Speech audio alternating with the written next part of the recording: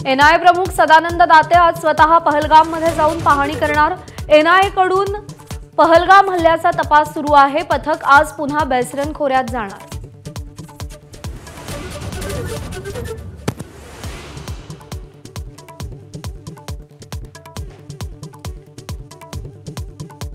पंतप्रधानांच्या निवासस्थानी काल रात्री आणखी एक उच्चस्तरीय बैठक। परराष्ट्र मंत्री आणि राष्ट्रीय सुरक्षा सल्लागारांची उपस्थिती। पाकिस्तानी विमानांसाठी 23 मे पर्यंत हवाई क्षेत्र बंद।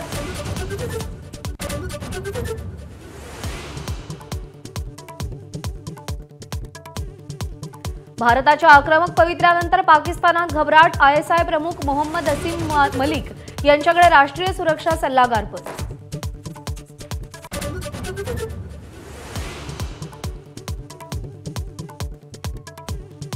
पहलगाम दहशतवादी हल्ल्याबाबत अमेरिकेचं भारताला खुलं समर्थन। तर हल्ल्याच्या तपासात पूर्ण सहकार्य करावं, पाकिस्तानला आवाहन।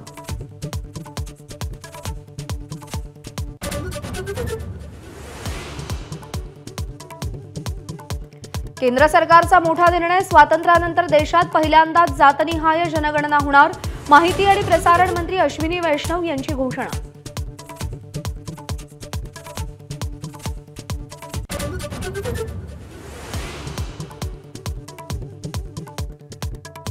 66व्या महाराष्ट्र दिनानिमित्त राज्यभरात विविध कार्यक्रमांचं आयोजन। तर मुंबईतील हुतात्मा चौकात मुख्यमंत्र्यांकडून हुतात्म्यांना मानवंदना। तर शिवाजी पार्कवर राज्यपालांच्या हस्ते ध्वजवंदन।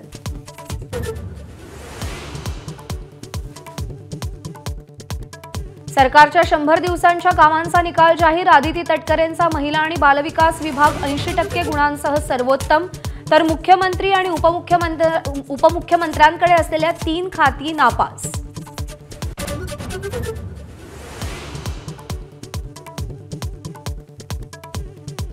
पुण्यात परशुराम आर्थिक विकास महामंडळाच्या नव्या इमारतीचं अजित पवारांकडून वेळेआधीच उद्घाटन। मेधा कुलकर्णींच्या नाराजीनंतर अजित पवारांकडून पुन्हा लोकार्पण।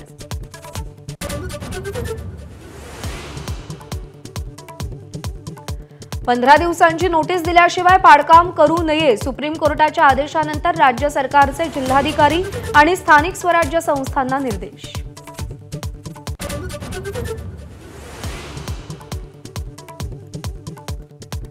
मदर डेअरीनंतर आता अमूलनेही देशभरात दुधाचे दर वाढवले। अमूलच्या दुधात प्रति लिटर 2 रुपयांनी वाढ। आजपासून नवीन दर लागू।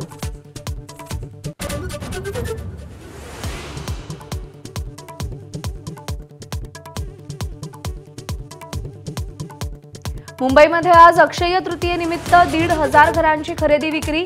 तर 981 नव्या वाहनांची नोंद। सोन्यासोबत स्थावर मालमत्तेच्या खरेदीकडे कालच्या मुहूर्तावर कल।